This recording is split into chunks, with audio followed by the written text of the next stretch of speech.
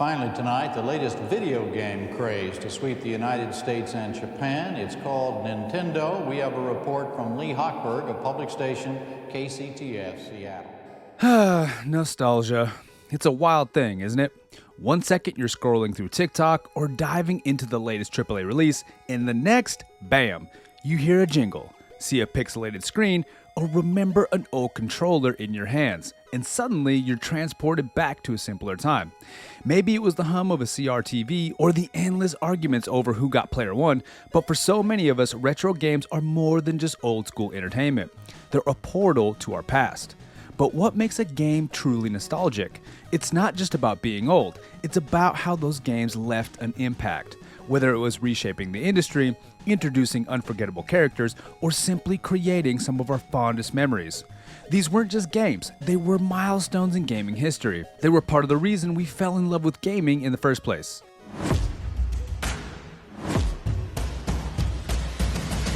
Today we're counting down the top 5 nostalgic retro games of all time. Titles that didn't just define an era, but stuck with us decades later. Let's celebrate the legends that keep calling us back, starting with a yellow circle that ate his way into gaming history.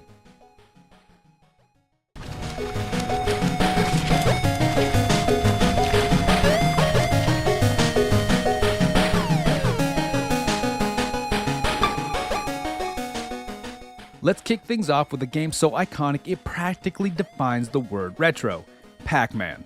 Released in 1980 by Namco, Pac-Man didn't just introduce players to gaming, it introduced gaming to the world. Whether you were dropping quarters at the arcade or playing a knockoff on some cheap console, Pac-Man was everywhere.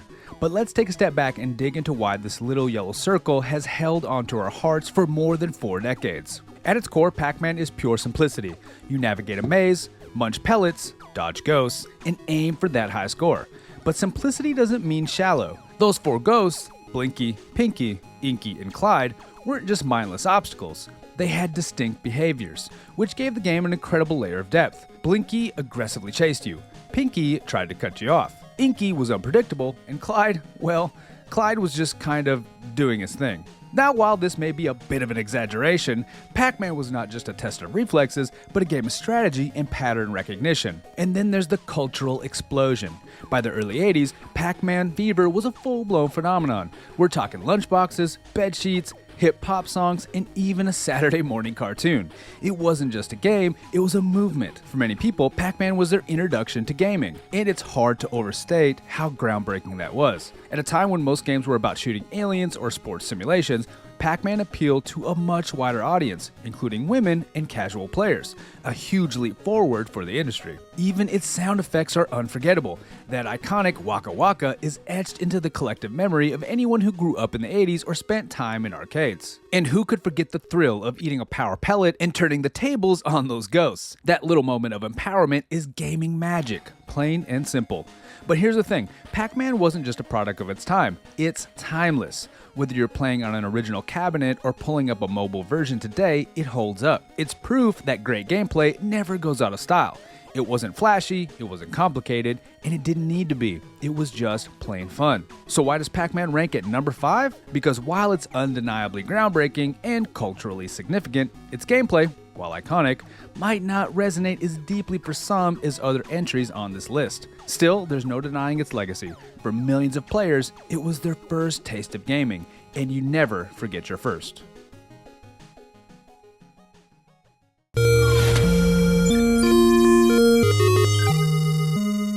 Coming in at number 4 is a game that didn't just set the stage for epic adventures, it invented them. The Legend of Zelda, released for the NES in 1986, was a masterpiece of exploration, mystery, and discovery. For anyone who picked up that golden cartridge, it wasn't just a game, it was an experience. One that changed how we thought about what games could be. What made Zelda so special? At a time when most games were about straightforward challenges, beat the level, get the high score, save the princess, The Legend of Zelda dropped you into a massive open world and said, figure it out. From the second you press start, you were dropped into the land of Hyrule with no tutorials, no hand-holding, and no clear path forward. It was you, a wooden sword, and a sense of wonder. And that freedom to explore at your own pace? Revolutionary. Let's talk about the map. It was vast for its time, with forests, mountains, and dungeons hidden around every corner. You didn't just stumble across secrets, you earned them. Whether it was burning random bushes, bombing suspicious walls, or pushing stray blocks, discovery felt personal. And those dungeons? Every one had its own identity. From the puzzles to the bosses to the hauntingly iconic music that still gives chills to players today. The game also introduced a mechanic that was unheard of back then, the ability to save your progress. It was mind-blowing. It gave Zelda a depth that other games couldn't touch. Suddenly, you weren't just playing to beat a level, you were embarking on a grand journey, one that could take days, weeks, or even months to complete. It made the stakes feel real in a way gaming hadn't achieved before. And who could forget the iconic items? From the boomerang to the magical bow, every piece of gear felt meaningful.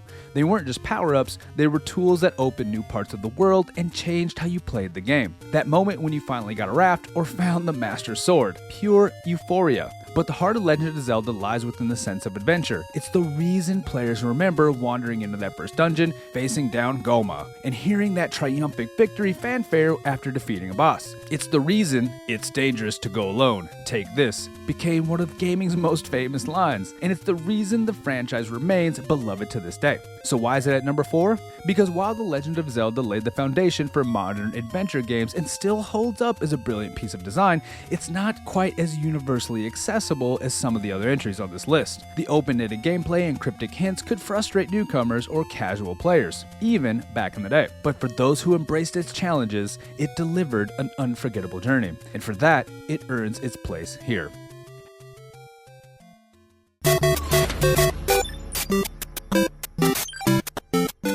At number 3, we have the game that not only saved an industry, but redefined what gaming could be. Super Mario Bros. Released in 1985, this wasn't just a hit, it was a revolution. While the crash of the video game market in 1983 left many skeptical of gaming's future, Super Mario Bros. Arrived like a bolt of lightning, pulling the industry out of the ashes and into a new golden era. But why did Super Mario Bros. Hit so hard? For starters, it was unlike anything players had seen before. Before Mario, the games were limited to single screens or repetitive loops. Super Mario Bros. Introduced players to expansive, scrolling levels that felt alive and dynamic. The Mushroom Kingdom wasn't just a background, it was a vibrant, interactive world filled with secrets, surprises, and danger at every turn. Now let's talk about the gameplay. At its core, it was simple enough. Run, jump, and occasionally smash a Goomba. But beneath that simplicity was an astonishing level of precision and depth. Mario's movement felt responsive and natural in a way few games had achieved before. The challenge steadily ramped up, from dodging Koopas and piranha plants to mastering pixel-perfect jumps across bottomless pits.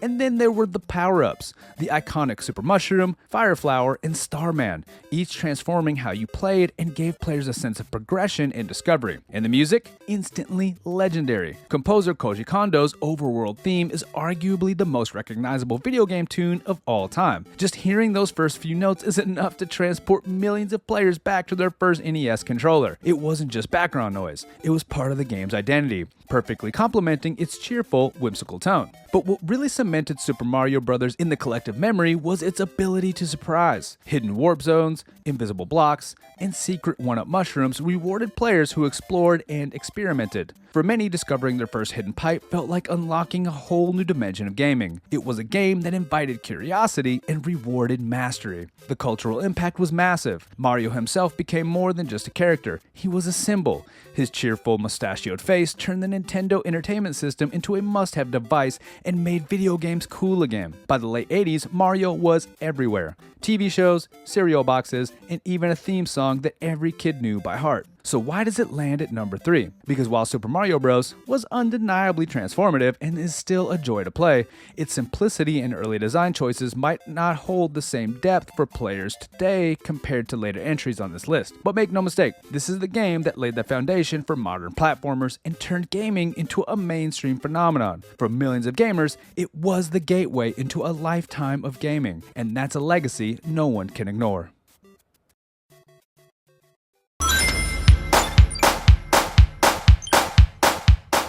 Coming in at number 2 is the blue blur that defined an era, Sonic the Hedgehog. Released in 1991 for the Sega Genesis, Sonic wasn't just a game. It was a statement. It was Sega's answer to Nintendo, a bold challenge to Mario's dominance. And with its fast-paced gameplay, vibrant visuals, and unforgettable attitude, Sonic the Hedgehog became a symbol of the 90s and a key player in the epic console wars. What set Sonic apart was its speed. At the time when platformers were often deliberate and methodical, Sonic cranked the dial up to 11. The game was designed to make you feel unstoppable as you zipped through loops, bounced off springs, and outran obstacles at breakneck speeds. But here's the genius: Sonic wasn't just about holding right on the D-pad and going fast. It was about momentum. To master the game, you had to learn how to navigate the levels, time your jumps, and maintain that all-important flow. It was exhilarating, challenging, and utterly unique. And then there were the zones. Each level in Sonic wasn't just a backdrop, it was a character in its own right. Green Hill Zone, with its checkered hills, palm trees, and killer soundtrack, is permanently etched into gaming history. Later zones like Marble Zone, with its slower-paced lava puzzles, and Labyrinth Zone, which threw players into frustratingly tricky underwater sections, kept the gameplay fresh while ramping up the difficulty. Every zone felt distinct, like its own little world within the game. And speaking of soundtracks, let's not skip over how important the music was to Sonic. Composed by Masato Nakamura of the band Dream Come True, the tracks weren't just catchy, they were iconic. The upbeat melodies of Green Hill Zone and the haunting tones of Labyrinth Zone are instantly recognizable, even today. The music wasn't just background noise, it was a part of what gave Sonic his unique vibe. But Sonic wasn't just about gameplay or music, it was about attitude. This was the 90s after all, and Sega leaned hard into the idea that Sonic was cooler, edgier, and more with it than Mario. Sonic didn't just stand there when you stopped moving, he tapped his foot impatiently, like he had better things to do. He wasn't a silent hero, he had personality. This was Sega telling gamers, this isn't your parents' platformer. This is for you. The cultural impact of Sonic the Hedgehog was enormous. It wasn't just a successful game, it turned the Sega Genesis into a legitimate competitor to Nintendo's NES and SNES. Sonic gave Sega a mascot to rally around. And, for a while, it seemed like the console wars were in a real fight. By the mid-90s, Sonic was everywhere. TV shows, comics, and a marketing blitz that made him one of the most recognizable characters of the decade. So why does Sonic land at number 2? Because while it electrified gaming and introduced a whole new level of energy to platformers, it didn't quite redefine gaming in the way our number 1 pick did. But there's no denying Sonic's legacy. For countless players, he was a cultural icon, and his debut game remains a nostalgic gem that still holds up today.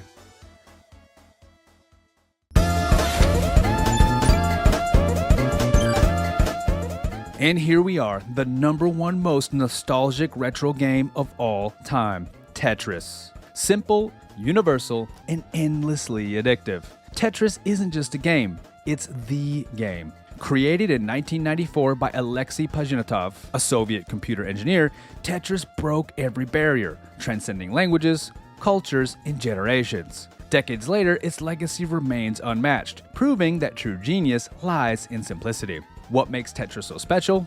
On the surface, it's straightforward. Blocks, or tetronomes, fall from the top of the screen, and your job is to rotate and fit them together in clear lines. But beneath that simplicity lies a near-perfect balance of skill, strategy, and reflexes. As the game progresses and the speed increases, Tetris transitions from a calming puzzle into a white-knuckle test of nerves and focus. And that feeling, teetering on the edges of chaos, only to land the perfect line-clearing move. It never gets old. Now let's talk about the music. The Tetris theme, based on the Russian folk song Korobyanika? I think I need to work on my pronunciation there. But it might be one of the most iconic gaming tunes of all time. It's hypnotic, energizing, and oddly stress-inducing, a perfect match for the escalating tension of the gameplay. Over the years, the music has become as synonymous with Tetris as the falling blocks themselves, instantly recognizable to gamers and non-gamers alike. But what really cemented Tetris in gaming history is its portability. In 1989, Tetris launched alongside the Nintendo Game Boy, and the pairing was a stroke of genius. The simplicity of Tetris made it a perfect fit for handheld gaming, allowing players to pick up and play anytime, anywhere. The Game Boy's version's competitive multiplayer, enabled by the link cable, turned Tetris into a shared experience, sparking countless rivalries among friends and family. The impact of Tetris didn't stop there. It broke through the Iron Curtain at the height of the Cold War, becoming a rare cultural export from the Soviet Union. It was one of the first games to prove that video games could be more than a niche hobby. It could be a universal language. Whether you were in Moscow, Tokyo, or New York, everyone understood Tetris. And let's not forget about its staying power. Unlike many retro games that are remembered fondly but rarely played today, Tetris has remained relevant, from countless ports and remakes to the groundbreaking Tetris effect in competitive tournaments like Tetris 99. The game has continually evolved while staying true to its roots. Its influence can be seen everywhere, inspiring puzzle games and even research into cognitive benefits. So why does Tetris take the top spot? Because it's timeless. It doesn't rely on flashy graphics, elaborate narratives, or nostalgia for a specific era. It's pure gameplay distilled to perfection, a game that anyone can pick up and instantly understand, yet one that takes a lifetime to master. Tetris isn't just the most nostalgic retro game, it's a testament to gaming's ability to bring people together, challenge the mind, and stand the test of time. Every year at about this time, the sharpest of the cutting-edge electronics are unveiled. So there you have it, 5 games that didn't just define their era, but carved their initials into gaming history with the pixelated sword, Fireball, or Tetramino. From Pac-Man's maze-munching frenzy to Tetris's block-dropping brilliance, these games didn't just entertain us, they shaped us. They taught us the value of persistence, the joy of discovery, and, let's be honest, how to suppress controller-throwing rage. But here's the thing about nostalgia, it's personal. Maybe your list would include Donkey Kong, Space Invaders, or that weird educational game your school computer lab had. That's the beauty of gaming. It's a time machine, a cultural touchstone, and a rage inducer all wrapped in one. So whether you're dusting off an NES, booting up a Sega Genesis, or humming the Tetris theme for the millionth time, remember this: gaming's golden moments are eternal. Now, if you'll excuse me, I've got some ghosts to chase, a princess to save, and a high score to break. If you enjoyed exploring the top 5 most nostalgic retro games of all time, click this video here to see more from the Retro Reload. And, as always, thank you for watching.